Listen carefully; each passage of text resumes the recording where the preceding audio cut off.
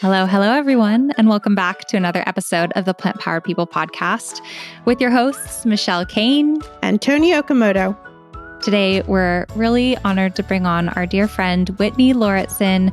We're going to be talking about a pretty interesting subject today. We're talking about compassion fade, passion fade, compassion fatigue. Basically, this idea that we start off really gung-ho about something and it sort of fades over time. I know that for me, I began my plant-based journey feeling really inspired about healthy living. And these days I eat mac and cheese and I eat a lot of the newest, latest vegan ice creams, which are fantastic, by the way. And what originally drove me and kept me super motivated has faded. And so I see it within myself. Michelle and I were talking about it. She sees it within herself too. So we want to dive deeper into why that is and what exactly compassion fatigue and compassion fade are. So without further ado, we're going to bring on Whitney. Before we jump in, we're really excited to give a shout out to today's episode sponsors, which are Better Than Bouillon and Vistro. Better Than Bouillon is a concentrated paste that can be used to boost the flavor of plant-based dishes and create really satisfying vegan versions of your favorite meals. We most often think of bouillon used in soups, of course, which Tony and I do often and love. And that's the main reason that I always have bouillon stocked in my pantry and have for the past decade. But it can also have a lot of really cool, unique uses that you may not have thought of before. The Better Than Bouillon, unlike bouillon cubes, it's actually a paste. And so, of course, you can mix it into water and heat it up on a stove and turn it into a broth. But you could also mix that paste into a sauce or a dressing, or you can use it as a marinade for tofu, create some tofu steaks or cauliflower steaks, other plant-based meats. You can use it to season them. I wonder if you probably add it into seitan or use it to season seitan. There's a lot of really creative ideas. I also flavor my grains with it. So if I'm making Spanish rice or even regular brown rice, just giving it a little more complex flavor is something that makes it extra special. And they have so many different flavors that are all vegan, like the no beef, the no chicken, the regular seasoned vegetable, but they also have roasted garlic, sauteed onion, and even mushroom, which Michelle and I like in flavor, even though we're not big mushroom fans. It's pretty good. Yeah, their roasted garlic I discovered more recently, and it is so good as well. So if you haven't tried that one, definitely keep an eye out for the roasted garlic, or you can find it on their website.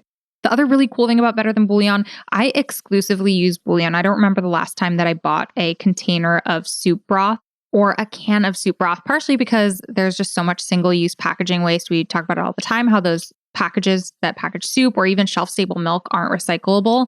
But even with that, if you open one up, use some of it for a recipe, pop it in the fridge. I can't tell you how many times I've had a box of soup broth go bad on me, or just I don't remember when I opened it, so I end up having to pour it out and throw half the soup away that I paid for, plus then throw away the packaging. So using bouillon is a great way to reduce waste, reduce space taken up in your kitchen and your pantry, and prevent food waste. Love you, Better Than Bouillon. Thank you for making my life easier and it be easier to be sustainable. Check them out at betterthanbouillon.com.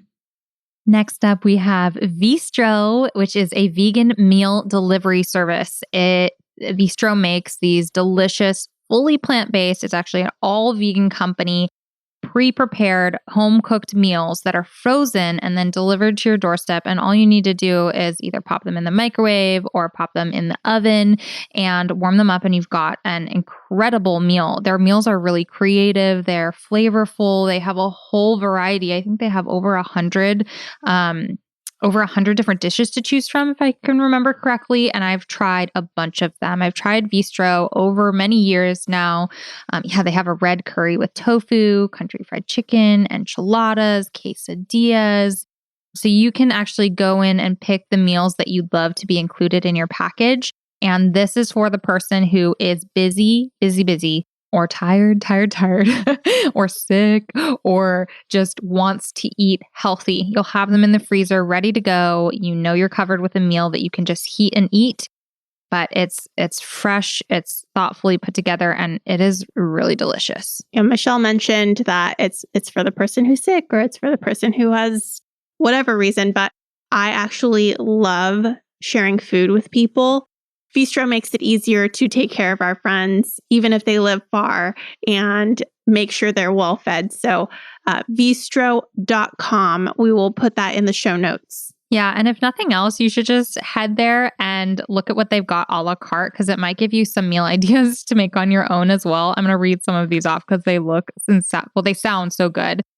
Taco bowl, farro ragu. I don't even know how to pronounce it, but farro is an awesome grain that you might consider using in your meal. They have crab cakes, fajitas, quinoa risotto. They even have like simple meals that kids would love, like chicken nuggets and a plant-based pepperoni pizza, baked mac and cheese. So really something for the whole family, and I definitely encourage checking them out. Hi, Whitney. Welcome to the show. Thanks for having me. I am so excited. Michelle and I have both known Whitney for quite some time. I met Whitney at the Berkeley Vegan Earth Day in 2011 or so.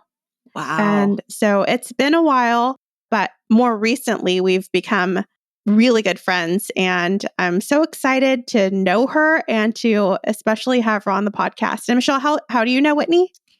Whitney, you and I started creating YouTube videos around the same time. Did you start in 2009, 2008? Well, it depends on what you mean by begin. But because I previous to the Eco Vegan Gal channel, I had another channel. I think that I started in 2007, and I think I've opened the Eco Vegan Gal account in 2008, but started the ball rolling mostly in 2009. Yeah. And at that time, there were very few content creators in the vegan space on YouTube. So I can't remember exactly. Your channel like really stuck out. Like I remember almost like the visuals, I think, of you either like sitting cross-legged on the floor or like in front of a bookshelf at a desk or something. Is this right? Or is this like all fuzzy memories? Yeah, it's kind of crazy because when I started my YouTube channel, I was just at the end of college. So I've done videos in my parents' house when I moved back home, in my little apartment that I moved into with Dan before we got married, and now in the house that I live in. So it's been through a lot of iterations, and the channel used to be called Vegan Break at the beginning, and now it's World of Vegan. Yeah. Oh my gosh, the YouTube space has changed. I can't remember when I first discovered your content, but we would both sort of cover similar things, like cool vegan things, events, interviews with the same people. I actually just listened to an interview where you were talking about Dave Middlesworth from VDog. And I was like, oh, I filmed a video with him too. I miss him. So and I think was the first time that we met at Vita Vegan Con in Portland. I think it may have been. I wish that event still existed. That was so cool. It was a vegan blogger conference that happened for and a your few friend years. was there and we did that video. I was actually curious whatever happened to her. I have no idea. Sarah, who we had connected somehow through the internet. And my first time meeting her in person was at that event too, but we roomed together. Yeah, wow, that's a total flashback. I just want to give a shout out to old school YouTubers like Whitney and Michelle who recorded with a camcorder. My favorite videos of Michelle are her going and running back from the camera to go sit in her chair in front of the camera. And they're so good. She's since taken them down, unfortunately, for the world, but they are so good. One night, Tony was like, Michelle, I just binge watched all your really old first videos. And I was like, oh my God, the thought of someone watching them. Whenever I post anything, even now, I post it, I let it go, and I just pretend no one watches it. And when I find out people are watching, like I hear from people, I just, I know. So I deleted them. It's funny we're bringing this up because my sister is actually coming to visit me in LA for the first time since 2009, I guess it was, when I started making videos. So some of my first videos were from the last time she visited.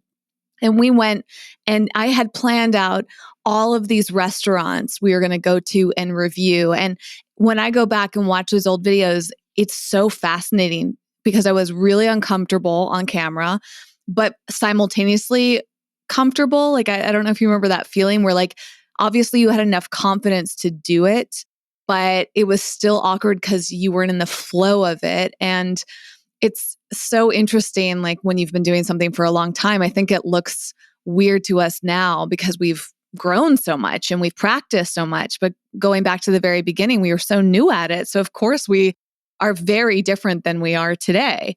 And I'm so grateful I have those. I still cringe, especially the David Middlesworth video you mentioned. First of all, I didn't know how to use my mic, so the sound is awful. And like my outfit I thought was awful. Like there's so much about it that makes me cringe, but I'm really glad I have that video of him because for those that don't know, he passed away and it's such a sweet memory. And also to look back on what VDog was as a company. And for any of us that have been doing this for a while to see like how much brands have evolved over time. And we got to capture that on YouTube. And now we can look back, it's like a little time capsule.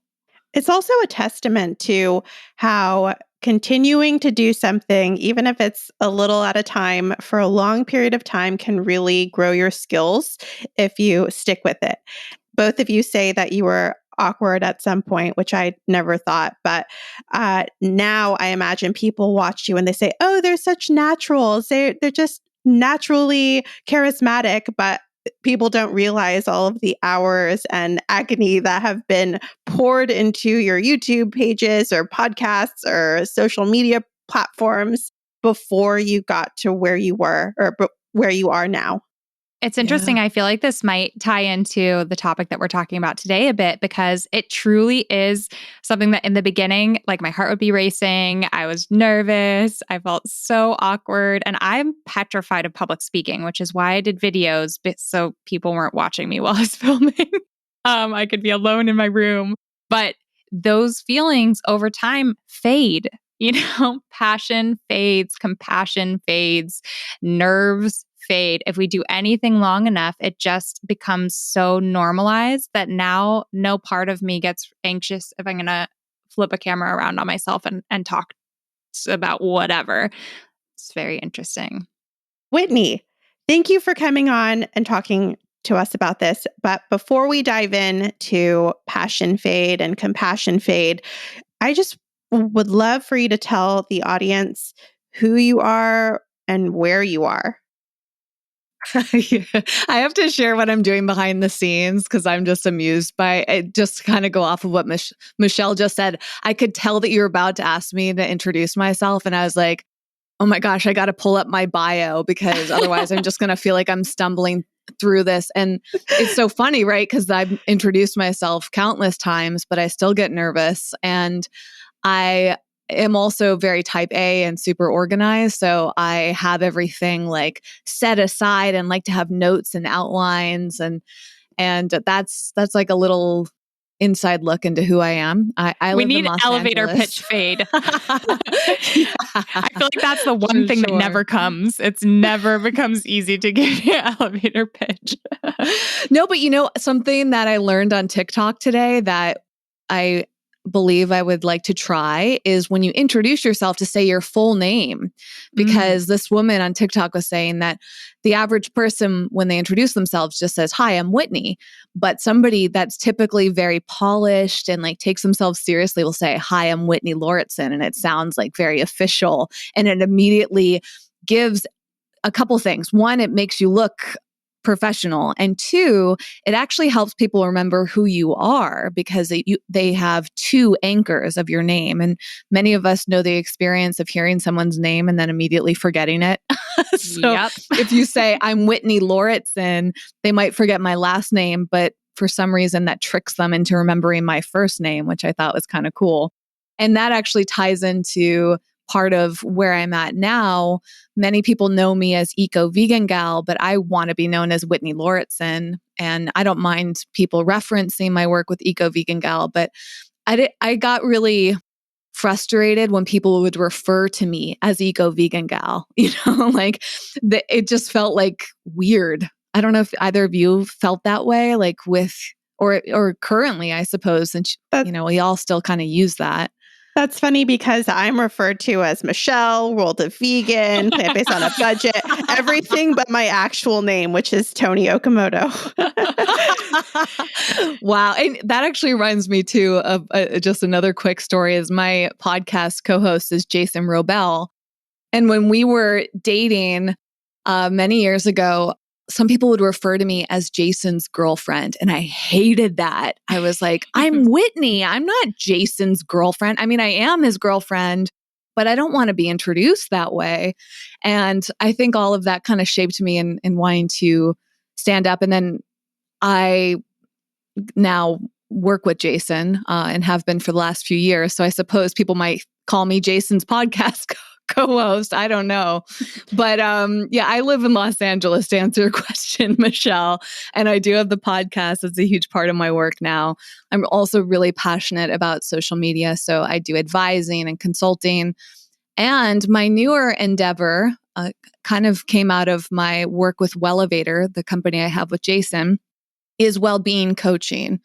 I'm very passionate about mental health and emotional well-being and just kind of that whole look at somebody's life, a holistic look at someone's life specifically, and what we can do to improve how they feel about their body, their minds, the planet.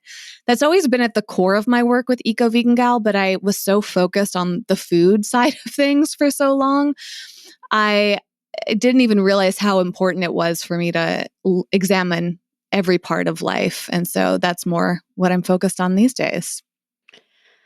Let's go back a little further. When did you start learning about plant-based living? Well, my origin story is mostly related to a crush I had on a boy for many years. I met him in 2000. Yeah, 2000. It was actually almost exactly 21 years ago. It was in July 2000. I met this kid who had been vegetarian since birth. And then over the course of the years that we knew each other, he went vegan. And I didn't really know anyone else until I got to college that was a vegan. So I don't think I understood what that definition was. And he played such a big role in that. And I wanted to impress him. So I tried out the vegan diet myself as a way to seem cool to him. But as a result of that, and because I'm type A, I suppose, I did a ton of research in order to figure out what to eat and how to live as a vegetarian first and then a vegan later on. And it just resonated with me on such a deep level that it was no longer about him. It became about all of the incredible benefits of that lifestyle. That is so refreshing to hear an origin story that's different from, I feel like everyone's, either I watched a documentary, I learned about the health impacts, I love animals. Watched Earthlings. I watched Earthlings. There's a few things we hear all the time, but I love you did that for a crush. That's so sweet. Have you gone back and told said crush that this all went down? Yeah, I have. I mean, we have a complicated relationship. We're not currently in each other's lives, but we had been up until a few years ago. So yeah, he knows, and I've talked about it publicly. I'm not shy about it. And actually, Earthlings did have a role in my story. This is kind of cool. When I was finishing college, my first internship was for a woman who went to school with Sean Monson. They knew each other just from film school.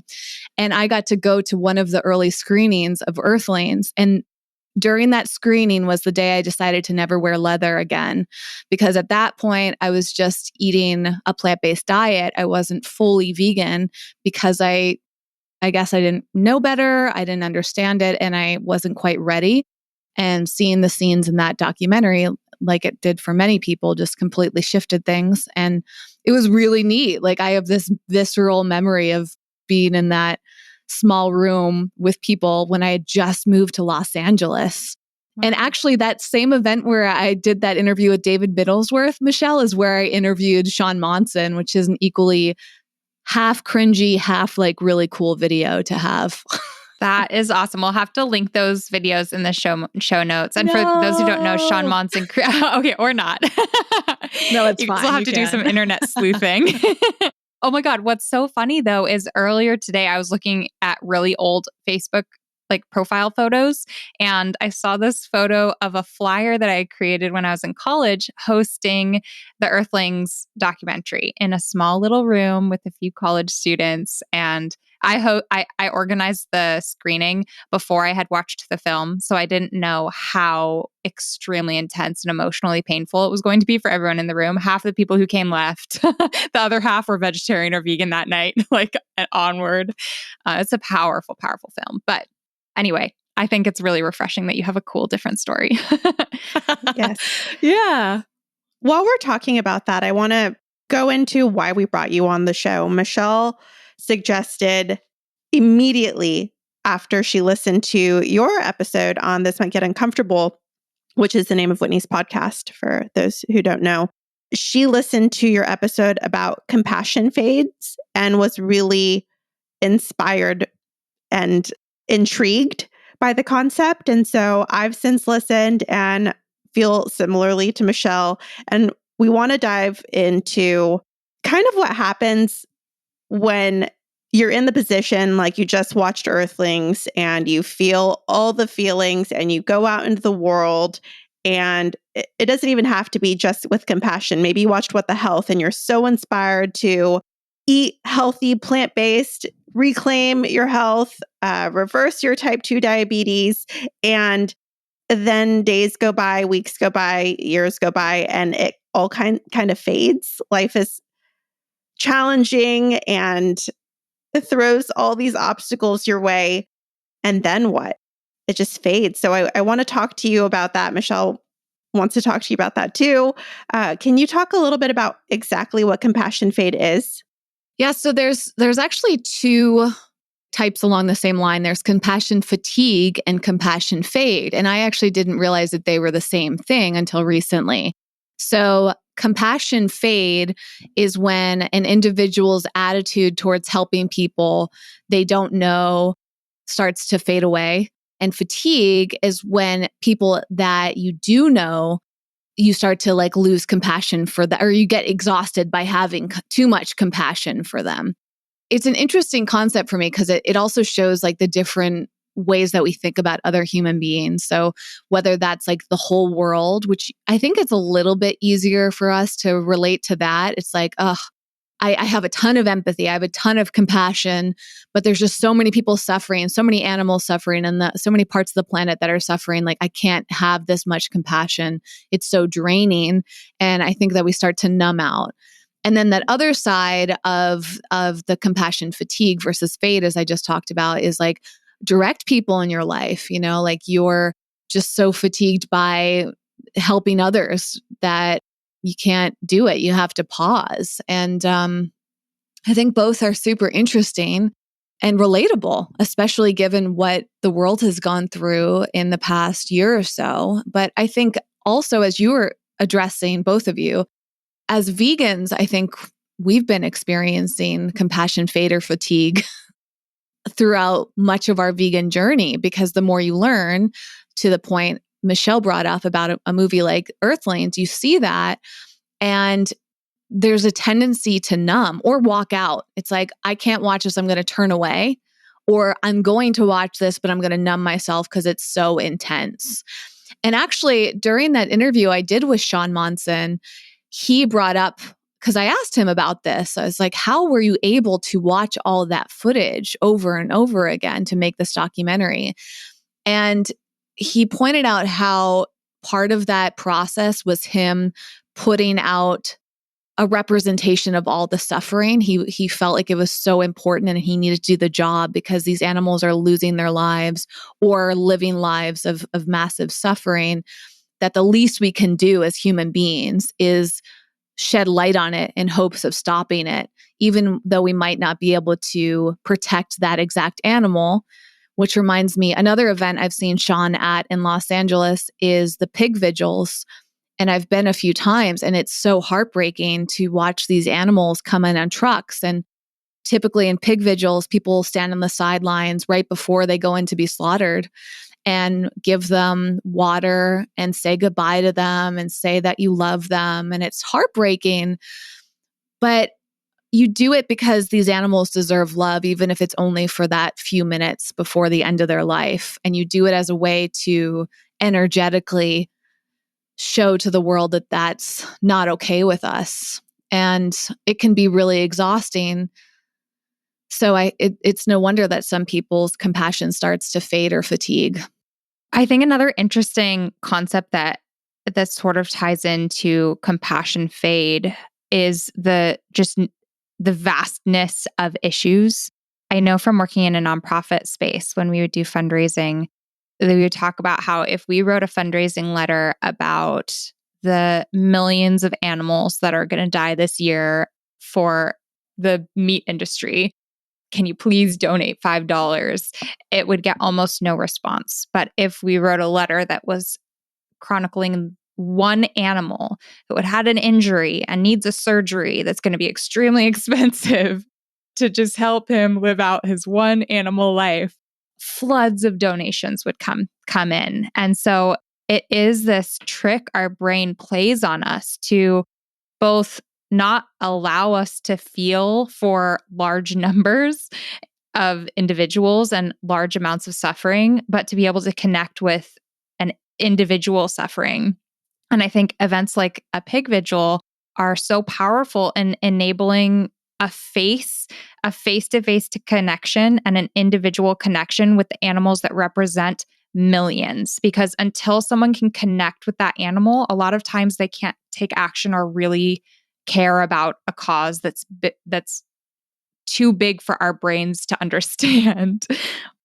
Totally. And that reminds me of how we will mourn one celebrity figure when they pass away, but completely forget how there are people dying around the world that we don't even pay attention to. And that was part of the conversation on my show when we were talking about compassion fade. It's like there's sometimes when we are aware of how many people had died. At the time, there was like 500,000 people had died from COVID. And we recorded this episode in February 2021. And I think that was just in the US.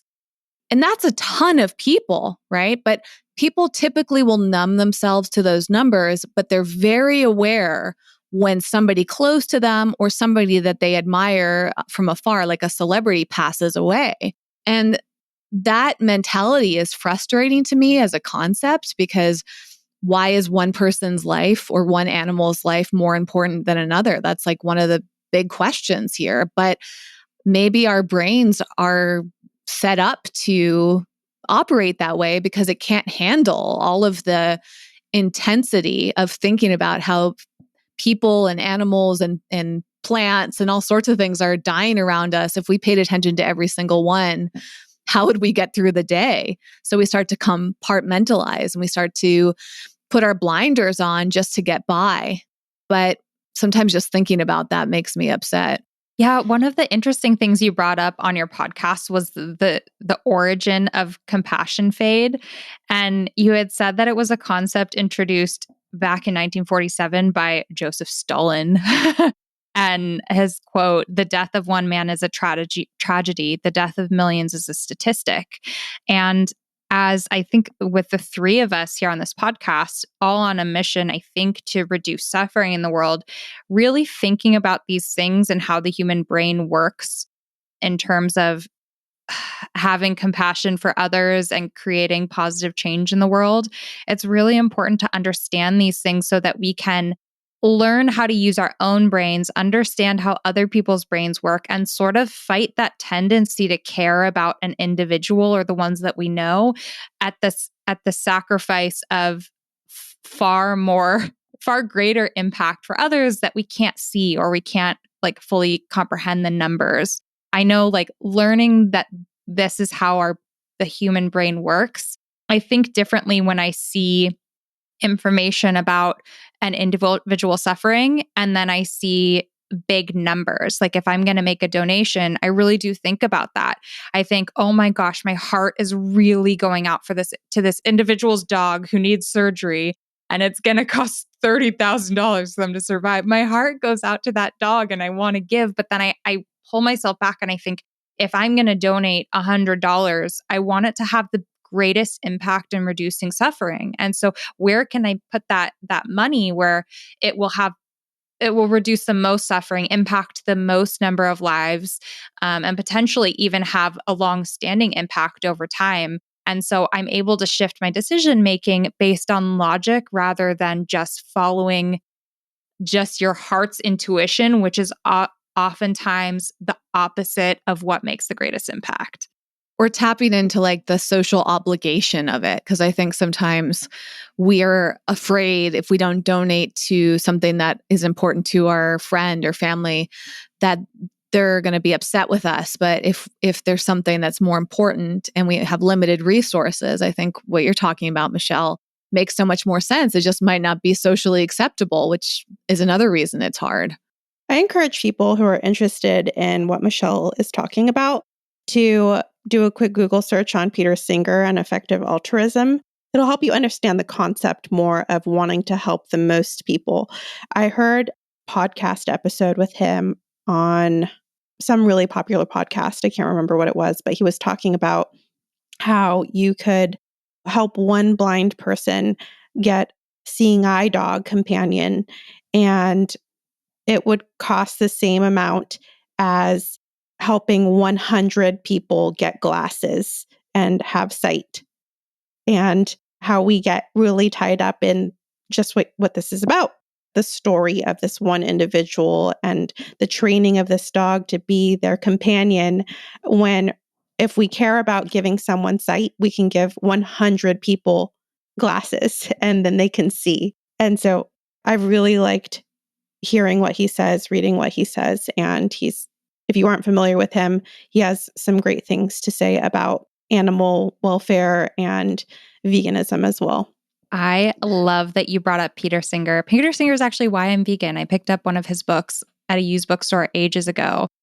There's a website, thelifeyoucansave.org. And I also read an article, I think now it's just made the rounds, essay that he had written that's a similar story, but I'm just going to tell it anyways in brief because I think it's so powerful. But if there's a child flailing about and drowning in a pond and you walk by and you see no one's around and you're like, oh gosh, should I go save this child? Oh no, but I'm wearing new boots that I just bought that cost $100. I'm going to have to ruin these boots to go save the child in the river. Of course, we would all do it without a second thought. But what if you could donate $100 literally at any time? Right now, we could all do this to pretty much save a life or feed someone for a long time or really make an impact on someone's life. And do we do it? Like, no, because we don't have that same sense of urgency right in front of our eyes. And reading about effective altruism and also like opportunity cost and just philosophy of all these things is it's been extremely powerful and helpful in my life. It actually has guided the work that I've done for my entire life because I want to be as effective as possible. And I want to not just jump at what's in front of me and help what's in front of my eyes, but I want to use my life to make the greatest impact to help others. And to do that, you have to be more thoughtful about what's happening in the world and where you can use your gifts to help others. And this makes me wonder if he addresses this, because something I want to better understand, if there is a way to understand it, is recently has been coming up in relation to Elon Musk and Jeffrey Bezos, which is like how they have so much money and they can make so much of a difference and still have tons of money. And people will often post things like, if they just spend a fraction of what they had, they could solve world hunger.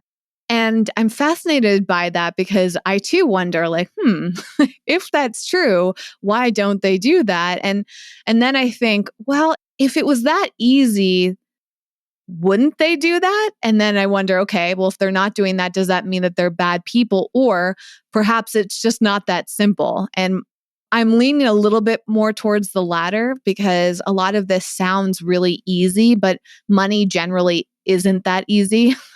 Like there's got to be some structure in which their money is tied up. And like maybe it's greed. Maybe they aren't doing big things because taxes, or maybe it's one of those like this isn't a great, Colleen Patrick Goudreau would be great in this moment. What's a vegan alternative to say the phrase, you can teach a man to fish instead of giving him a fish? You know that? You can teach a man to bake bread instead of giving him a loaf of bread.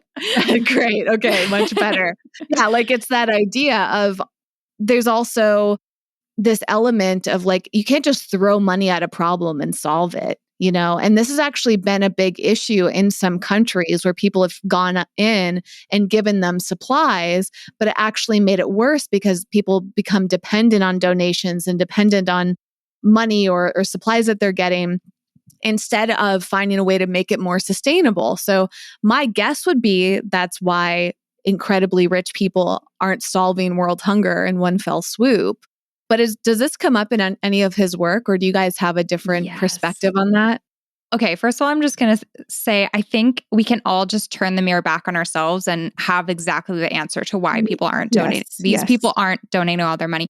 What Peter Singer, I think he suggests that people donate, I think living above the poverty line, donate like something 15%. like 50, 15. I thought it was 50. It's some percentage of their income. And it's a pretty big percentage. And it's like, if you can afford to do this, you should be. Because really, while it is somewhat convenient to think that throwing money at problems doesn't solve them, and sometimes it doesn't, there are problems that just having more money can really solve them. And there are organizations that X amount of money, you know, it can have this impact, and they simply don't have enough to get people what they need fast enough. So, and Peter Singer does, he does practical ethics, and he has a lot of resources for if you're looking to figure out how to donate or how to make an impact, ways to do that are very direct in terms of their impact in helping. I believe it's 10 to 15%, at least in the effective altruism movement, where a lot of people follow the work of Peter Singer. And that's if you are making enough money to cover your expenses at home. But if you work at some place that is paying you a lot of money, maybe you work in tech, then you would be donating a higher percentage. I think about my dad who thinks, why do we give all this money to the government? We can just donate to support what we think matters. And I think that is crazy because in theory, sure, but in reality, almost no one does. I think if I asked the people around me, and even I looked at my own life, I don't donate anywhere near as much as I should be to be. I would argue differently, Michelle. I feel like you donate all of your time. All of your time, which is so extremely valuable. Most people aren't giving. We all feel some level of needing to protect, save, hoard what we have, because who knows what's going to happen to our family member? Who knows what's going to happen in the future? There's just a lot of reasons why people tend not to give as much as they could. And I feel that sense too. Like at some point, this money will go to causes. But right now, I just want to be in a protected space where I can direct how that money is being used to help. But it's hard to count on donations to help. I also feel a little bit uncomfortable with this conversation, to be honest. I feel like having come from nothing, I have had little money my whole adult life. And until I would say the last 4 years, I was under the poverty line. And so the shame and guilt that's put on people, especially in the vegan space, to donate their time and their money, especially if they don't have any to give, it just doesn't sit well with me. Like this conversation of what we should be giving. I don't know how I feel about it. It's tough and it's overwhelming too. I mean, that's often how I feel. I feel a little bit of what you're sharing, Tony, at least from my life experience of just wanting to do more than I feel like I actually can, and then feeling some shame that I'm not. But also the moments where I'll have, let's say, like a spare $5 and I'll think like, oh, okay, I want to donate this somewhere. I honestly don't know where to begin. And I see that Peter Singer has a website, thelifeyoucansave.org, for the best charities for effective giving. It's tough. I mean, just trying to decide where do you put that money and how much? And also, do you even, can you even afford it truly? Because the thread through with this conversation is that money means something different to everyone. And for one person, donating $5 or $50 or $500 might be easy, but for another person, donating $5 is a stretch. And especially if you don't feel like it's going to make a difference to somebody else, but it really makes a difference to you and your life, like, I think it's just complicated in that sense. And I certainly think it's important for us to take out the shame in charity, because we're not all coming at it from the same place. There are so many places to put your money. To say that you can only help people by donating to charities, when the alternative could be in your business that helps animals, in other businesses, investing in them so that they can help mass amounts of animals with Beyond Meat or Oatly or whatever business that does good in the world.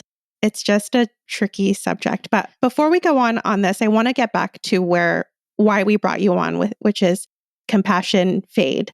And something that Michelle mentioned a little while back that I wanted to elaborate on was understanding the people around you and why they may not feel as strongly about compassion, and specifically about where you put your compassion and how you express it.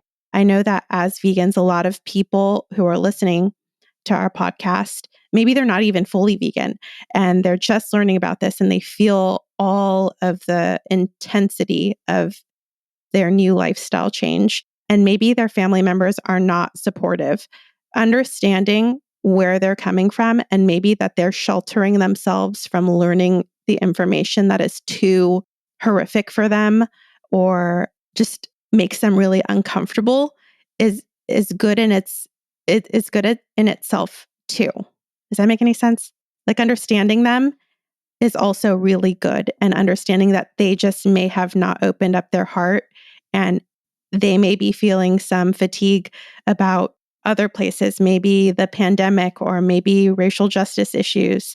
And that's why they aren't as concerned about animals. Yeah, absolutely. I mean, I experience a lot of decision fatigue myself. And I think overwhelm and burnout are so common these days. And it's no wonder. There's just so much going on in the world. There's so much information to take in. There's so much happening with current events. If you watch the news, it's just like one thing after another. And then there's a lot of solutions being thrown out there. And again, just like donating, feels overwhelming to me, trying to figure out what actions to take and which one to prioritize when there are so many challenges and so many sad things happening. And as compassionate people, you want to jump in and make a change. And there's only so much that you can do. If you read books on willpower, for example, it's such a finite resource, and we drain ourselves of it every day. So we may only have it within us to make a certain amount of decisions. And then at that point, our willpower is gone. And this is, one of the reasons that people tend to make worse decisions later on in the day, is because they've just burnt themselves out with the stronger decision making. And I think that happens, to your point, Tony, in so many different ways. If you're focused on racism, maybe going vegan is just too much to do at the same time, and that's okay.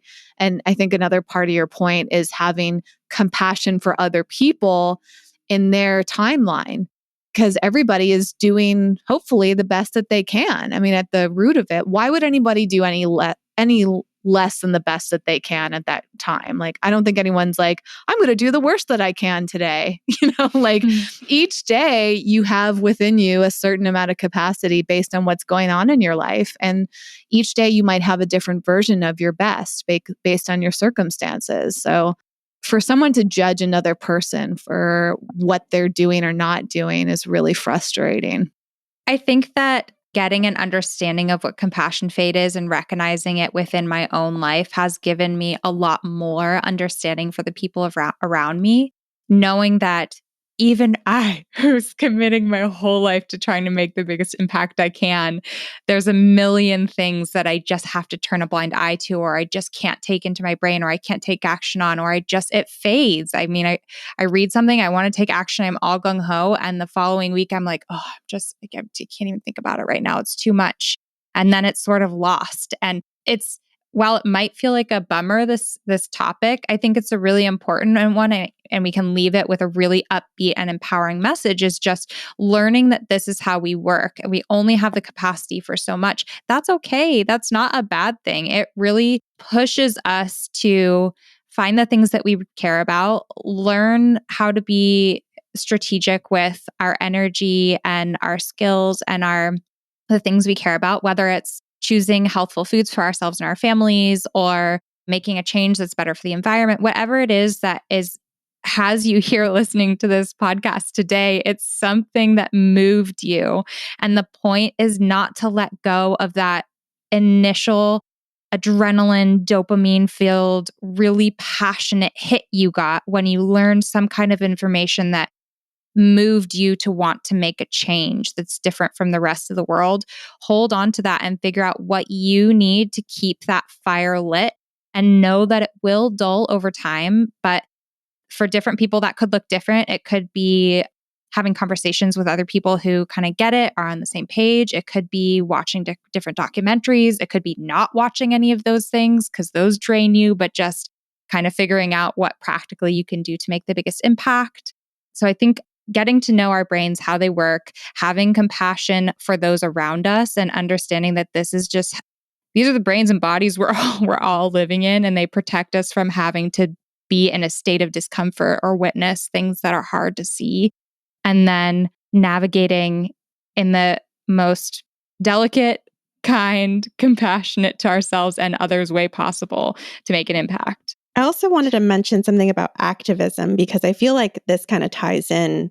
So when people in general get involved in something, they usually go hardcore into it and try a lot of different things. And for me, I tried everything when I went vegan. I started going to demonstrations. I volunteered at bake sales. I did everything, like all of the different types of activism. And maybe you don't call it activism. Maybe you call it volunteer work, an animal sanctuary, or passing out leaflets, or something like that. But whatever you're doing, make sure that you're trying as many things as possible and not feeling the pressure to stick with something that makes you uncomfortable and leaves you feeling burnt out and makes you feeling like you're fatigued. For me, I am introverted. I did not feel good at protests. I did not feel good passing out leaflets to a lot of different people and having a conversation with them, or catching people off guard. That's just not my comfort zone. But being online and creating recipes and talking to my friends and family, I consider all of those activism. And those things I think I can do for the rest of my life without feeling totally drained in the way that I was with demonstrations or something that kept me in person talking to people. So find what works for you. And the good side of this is that if everybody was doing the same thing, there'd be a lot of gaps that needed to be filled. And if you've participated in a team of any type, like everybody works together, but in their own unique ways. And so just because you're not going to those demonstrations, Tony, there's plenty of people that do enjoy doing that, but maybe not enough that are staying at home and doing the activism online, which is incredibly important as well. And all these little roles that naturally come together based on our strengths and our desires and our bandwidth. One of my big points that we make often on the podcast, Jason, my co-host, and I, is that it all starts with awareness and self-awareness. And when you're aware of your bandwidth, are you introverted or extroverted? Where do you get your energy from? What lights you up? Where do you have the time? When do you have the time? What are your natural inclinations? All of these things, you can sit down and just start to notice them and reflect upon them. That's usually the very first step to making any sort of change. And then my big suggestion, whether I'm talking about veganism or social media business, it always comes down to creating some sort of structure in your life. Michelle, when you were talking about feeling like you would have ideas, but then you wouldn't get to it and then it would feel lost. Like for me, and again, this is easy for me because I like being organized, but I categorize things. I write them down. I'll put them into a folder. I'll bookmark them, whatever my current system is, and I save them for later. Then I need to create some sort of a habit of going back at some point when I do have the bandwidth. And for me, I have certain pockets of the day where I have the most energy. So I will either put it on my calendar or a specific time to do on my to-do list and go and read something that I didn't have the bandwidth to finish reading or start reading a few days ago. If I have something that I've been wanting to do, maybe I just need to take the first step and plan it and then take the next baby step from there and know that it might take me a while. Right now, I have a video, which I know Michelle and Tony can appreciate, given that they struggle with finishing videos sometimes too. I have a video I've been working on for almost 2 years, and it's so overwhelming to me. But recently I sat down, I realized I had the strong desire to finish this project. And I just said, okay, I'm going to put 5 minutes into this and see how I feel. And when that 5 minutes was over, I could decide if I wanted to stop or I wanted to do another 5 minutes. And that's me chipping away. However long it's going to take, I will finish it eventually. And the same thing is actually true with my yoga practice. I start off every single yoga class that I take, which is online at the moment. I can barely do 5 minutes. I'm like, I'm bored, I'm tired, I want to do something else. But I'll find that if I can just devote 5 minutes to practicing yoga, I tend to want to stay another 5 minutes. So sometimes I end up doing yoga for 20 minutes or 30 minutes when I only thought I was going to do 5. And if you can set aside that time and create those little habits for yourself, you can be amazed at the results, as long as you're not pressuring yourself to do 30 and truly just say, like, it's 5 minutes. And if that's all I do today, that's enough. I was just going to add to that. I feel like so many people who listen to the Plant Powered People podcast are very new to eating plant-based. And if all you have the energy for is making a vegan meal for yourself, kudos to you. Like, I feel like that is amazing in itself. I feel like after listening to you both speak, there could be something that's the opposite of compassion fade. There could be compassion growth. That could become a new term that people feel if we start doing the things that fuel us rather than drain us in terms of making an impact. If we start protecting our headspace from the things that really bum us out and feeling like we need to be aware of every issue and instead just start tackling the one little thing at a time. If we surround ourselves by positive people who are encouraging us and uplifting us, if more people do this, even just take little steps and do small actions, we'll start to tackle problems and see progress, and progress feels good. And if we're feeling good, we're not going to have compassion fade. And I think while all of us here understand what compassion fade and passion fade feels like, I also feel what compassion growth feels like. And I don't feel like I want to stop this work. I am excited to get out of bed every day to try and make an impact in various ways, because I've learned strategies to protect myself and my mental energy and my personal space to take action without feeling the overwhelm of the weight of the issues of the entire world. So hopefully we can all find a way to step into compassion growth. I also wanted to say that it can look different with different causes. I have been specifically talking about animal activism, and I feel really confident speaking about that online. It's something that I've lived for half of my life, and I'm really comfortable. But there are some issues that, even though social media is the place I feel really comfortable, I just don't know enough about the issue, but I want to support. So I'll go to the demonstration because that's where I feel comfortable. So it doesn't have to be a one size fits all type of thing. Again, just keep trying what works for you, and what works for you regarding one interest or cause may not be the same for a different interest or cause. Well, thank you so much to both of you for having this conversation. I have a lot to think about myself. Whitney, we're so appreciative of your time. Thanks for having me. I love having these conversations. I'm blessed to get to have both of you in my life offline. Well, technically it's online because we live in in different areas. But I'm really blessed to be able to connect with you so often. And it's an honor to be on this show. It was really excited to be invited on. Thank you so much, Whitney. And for all those listening, Whitney's show, This Might Get Uncomfortable, is one of my favorite podcasts. I absolutely adore it. They come out with episodes very frequently, and they are just packed with just thought-provoking content. And so I highly recommend you check them out and subscribe.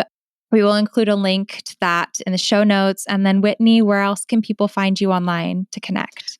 Well, I do want to say, since we kind of ended this episode on a more uplifting note, This Might Get Uncomfortable is called that because every episode might get uncomfortable. It can trigger me and Jason, our guests, the listeners. We understand that it's very in-depth and sometimes it's intense. So we created a second podcast that's much later, which I think is actually a nice compliment to your podcast. It's called This Hits the Spot. And it's 20 minutes, semi-bite size, not quite. Michelle, we were going for like your bite-size vegan style when we conceptualized the show, but Jason and I are a little on the long-winded side and we get very excited. So our episodes so far have been about 20 minutes. And all we do is talk about plant-based wellness products and services that we've been trying, things that light us up and make us happy. It's a really happy show. So if This Might Get Uncomfortable is not your thing, the new podcast, This Hits the Spot is what it's called, is also on our website. And you just have to sign up for our newsletter. It's like a private newsletter, subscriber only show. But to answer your other question, Michelle, and actually to lead into that one, there's two places to find me. One is at the podcast hub, which is wellevator.com. It's WELLEVATR.com.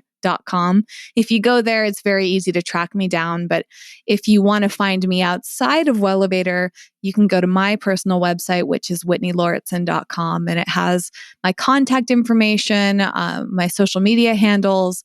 One thing that brings me great joy is hearing from people that discovered me on a podcast or through my own podcast. And just reading your messages is wonderful. I much prefer the private communication. So you might very well get a audio message back from me, which Tony actually inspired me to start doing last year in 2020. Tony started sending me audio messages and I was like, what a great idea. I'm going to start doing that too. So thanks for that, Tony. Oh, that makes me so happy. They're so personal. Absolutely. It's nice to hear people's voice. And if you're listening to a podcast, you probably like somebody's voice. So it makes perfect sense to get an audio message from them. And the cool thing is that person might choose to send you back an audio message and you get to hear their voice. And that's like the best thing.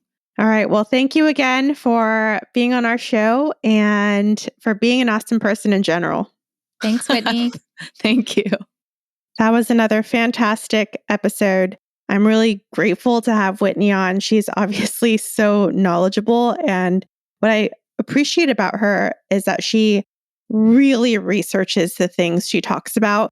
She is someone who pays attention to detail and cares about reading in between the lines. And so I am grateful she was here to share her knowledge with us. I love pushing my brain and thoughts in new directions and exploring topics a little more deeply. So this was fun for me. I hope it was fun for you. And it also motivates us all to take better care of ourselves, be kinder to others, and find little ways that feel good to us that we can't have the capacity to do to make the world a better place. So yeah, big thanks, Whitney. Another big thank you to the sponsors of this episode of the Plant Powered People podcast. We've got, of course, Better Than Bouillon and Vistro. Better Than Bouillon, again, is available in the soup aisle of grocery stores. You can check them out at betterthanbouillon.com, and Vistro for plant-based, healthy meal delivery at vistro.com. And as always, you can find all of the resources mentioned, as well as some others that Whitney has sent over in our show notes at plantpoweredpodcast.com, where you can also see all of our other episodes. Right now, we are in season 4. I can hardly believe it. We have recorded so many episodes together over the years, and we try and make all of our episodes evergreen. So they're all topics that make sense to listen to at any time, any year. So feel free to go back and binge them. and stay tuned for the next episode. We release them every other week during the podcast season. So stay tuned. You can see the episodes at plantpoweredpodcast.com. And if you're enjoying the show, it would mean the world to us if you'd like to leave a review on Apple Podcasts. We read all of them and they really, really do warm our hearts. And also it's a really great way to support the show and help it reach more people. So thank you, thank you, thank you. Thank you. And have a beautiful day. Bye. Bye.